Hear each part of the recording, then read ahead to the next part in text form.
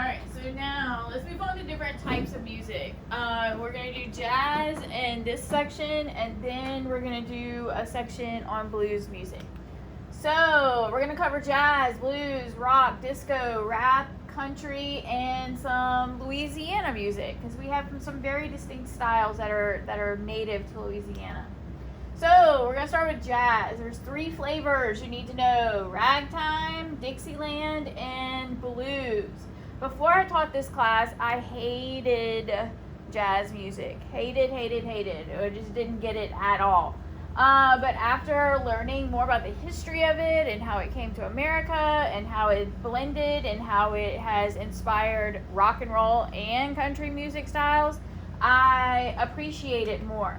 So let's talk about some history. So although jazz began its origin in the bars and brothels, if you don't know what a brothel is, like Google that later, sorry, of New Orleans in the early 1900s, it's now considered an American art form. Okay, so it started out in some not so great places like bars and brothels, and then but now it's considered mainstream American music.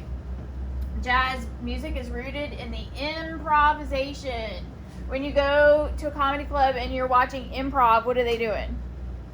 They're making it up, right? As they go along, kind of just back and forth conversation. So that's kind of how jazz music is. They kind of make stuff up and are such good musicians that they can make stuff up on the fly. And it's characterized by a syncopated rhythm, a steady beat, and distinctive tone colors, which we learned is the same as what other word starts with a T? Timbre. Okay, don't say timbre. All right, it's timbre. And performance techniques. So, when a voice is answered by an instrument, or when one instrument or group of instruments is answered by a chorus, this pattern is called call and response. It almost sounds like they're talking to each other, kind of like this.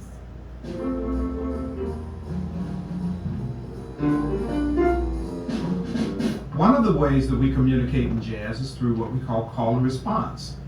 I may play something and someone else will play it back, or simply answer what I ask.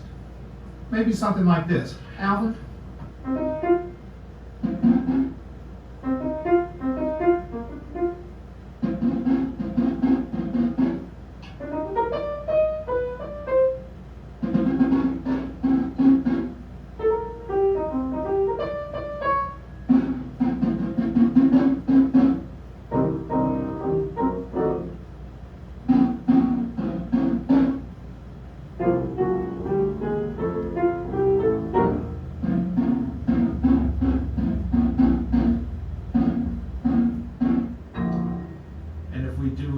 In a rhythmic fashion, it happens like this.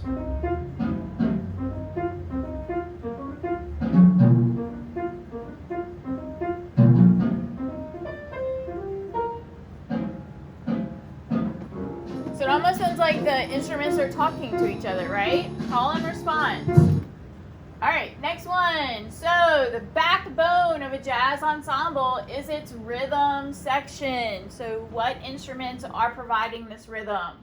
Well, there's sometimes a piano or a plucked double bass, which looks like a very huge violin. Okay. Percussion drums are often found in jazz ensembles. Or even a banjo or guitar can be used to keep that rhythm. So, specific flavor we're going to talk about is Dixieland jazz. This is what we're used to hearing when you walk around the French Quarter and you see all the different bands playing. This is Dixieland jazz. So, from 1900 to 1917, and yes, you do need to know the dates for your final exam, hint, hint, wink, wink, is New Orleans. New Orleans has a diverse ethnic population. Why does it have such a diverse ethnic population? What makes New Orleans special? Any reason why it would be special than any other city? What river is it located on? The Mississippi. It is a huge port. Ships come in from all over the world, and sometimes people settle there. So when they settled there, they brought with them their musical culture and all their food culture, thank goodness, because I love the food, that mimics the diversity in the people. So Dixieland usually has 5 to 8 performers in each little ensemble, and improvisation is the most distinctive feature of New Orleans Dixieland jazz music. Okay, so this was originally a part of an art of the day, but I feel like it's super important for me to play this jazz ensemble that was filmed in the French Quarter, right at the corner of Royale Street, right in front of the Rouse's supermarket right there, and watch how amazing these musicians are.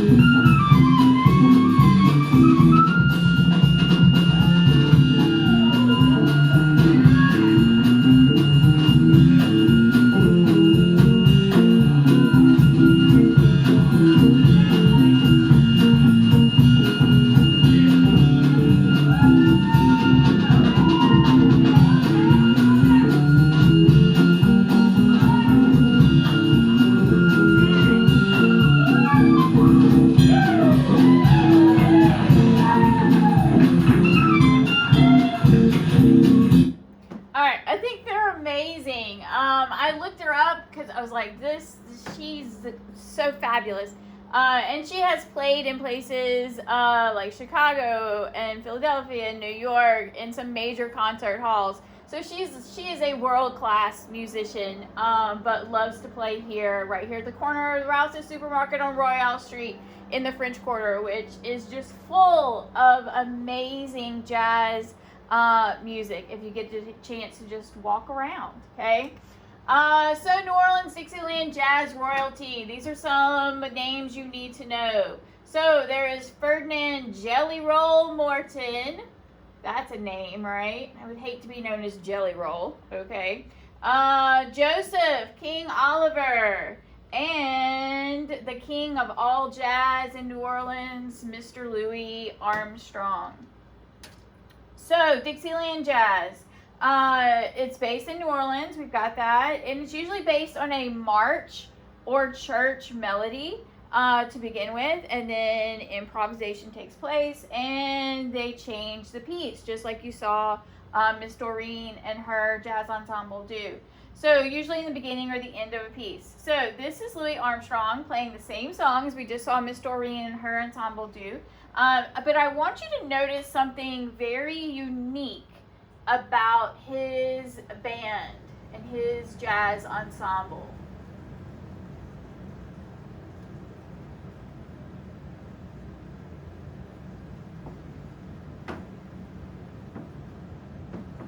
Now, ladies and gentlemen, here's one you all can sing with us. When the Saints go marching in.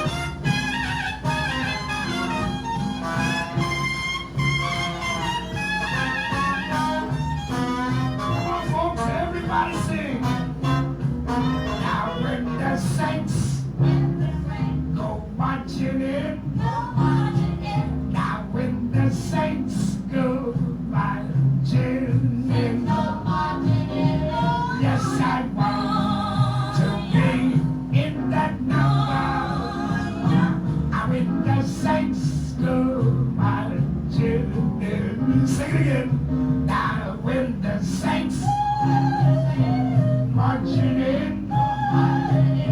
Now when the Saints go. Oh, I think she's adorable. I wish I had that dress. Did you notice anything unusual about his jazz ensemble? Well, where did we say Dixieland jazz originates from? New Orleans. And we said New Orleans has a diverse ethnic background. Well, in his jazz ensemble, he had an Asian descent drummer. He has a white clarinetist.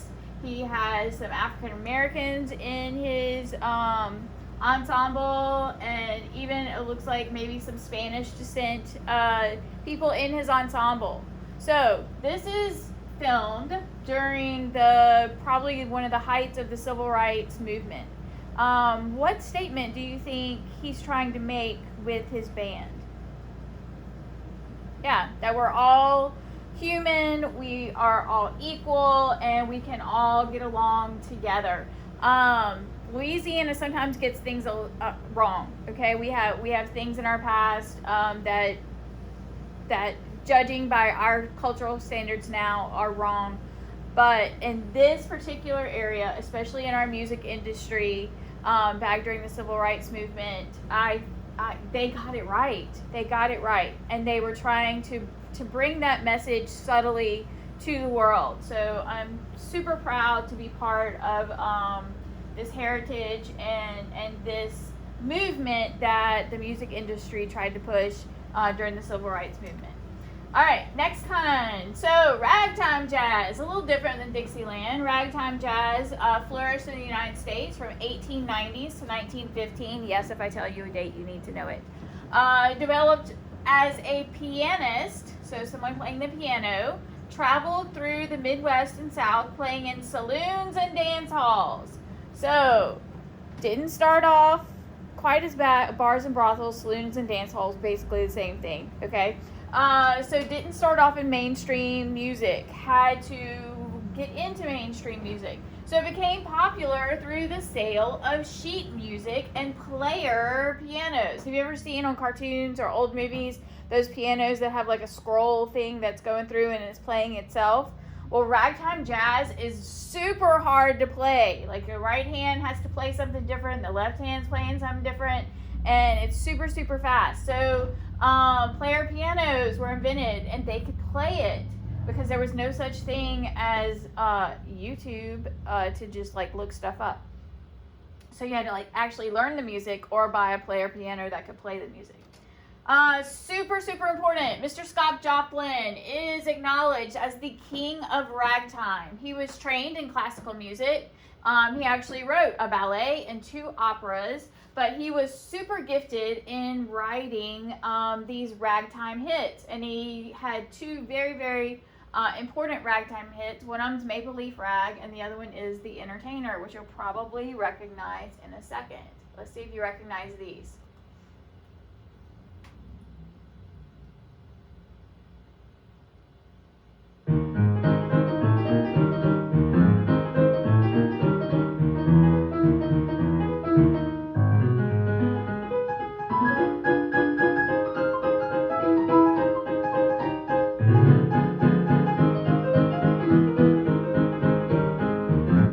Watch any Bugs Bunny cartoons or anything like that, the moment they walk into a saloon like to meet up with Yosemite Sam or something, that song is always playing. And you've probably heard of this one too.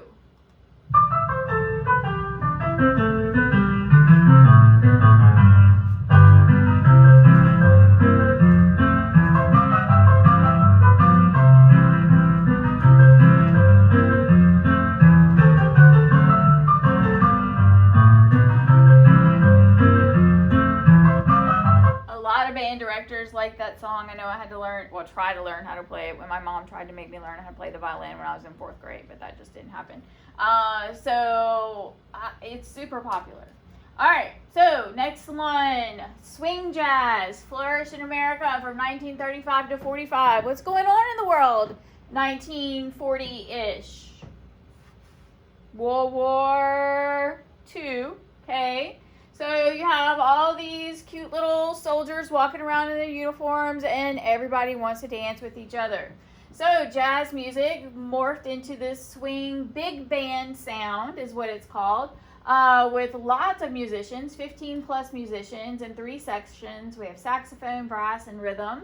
Benny Goodman, Glenn Miller, Duke Ellington, Count Basie were some of the popular big bands featuring this swing jazz music. Okay, and sounds something like this. More singing the vocal. Whoops. But we weren't.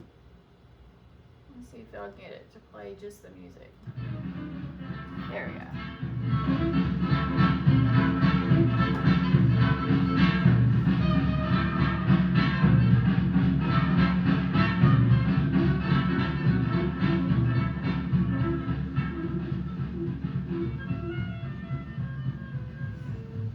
Alright, and notice, what is the makeup of the ethnic makeup of the jazz ensemble now? They're mostly all white, and they're playing at like Radio City Music Hall in New York City. So it took about 30-something years for jazz to be accepted into mainstream American music. But at this point, in the 1935 through 45 section, jazz is considered mainstream and not just the music of bars and brothels, okay? All right, guys, that's it for today, and we're going to do blues music tomorrow. Have a good afternoon.